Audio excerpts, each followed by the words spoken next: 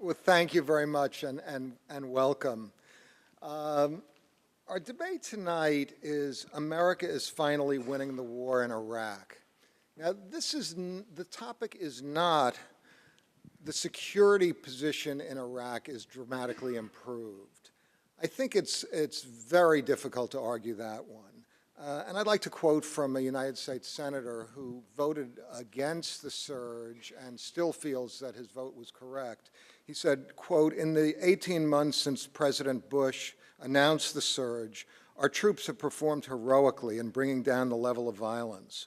New tactics have protected the Iraqi population, and the Sunni tribes have rejected al-Qaeda, greatly weakening its effectiveness." That United States senator was Barack Obama. Most of the times when I get up before this audience to talk about the debate, I try to talk about semantics because we don't want the debate really to be about the language of the resolution. But this time it's different. This time the debate in a very real sense is about the language of the resolution. What does it mean to be winning the war in Iraq? Well, it seems to me that there are a number of levels at which you might gauge success. First of all is the notion that after we leave, will there be sectarian violence? Will there be civil war? At a minimum, the answer to that has to be no. But again, there are goals for what the domestic situation in Iraq might look like after success. A reasonably decent society, a reasonably representative government. Raising the bar even higher, U.S. strategic interests. The U.S. would like to have a friendly Iraq. We'd like to have security for our energy supplies. We'd like to be able to project military power in the region to a greater extent than we could before we entered this war. And finally, there are strategic regional considerations. We'd like to be able to manage Kurdish aspirations without doing violence to our ongoing relationship with Turkey. We'd like to be able to manage Shia aspirations without handing Iran even more influence in the region than it already has. So these are very daunting goals for victory, and I'm not suggesting that we have to achieve all of them, but the meaning of the resolution, the meaning of what we mean by winning the war in Iraq is really, in a sense, the subject of tonight's debate.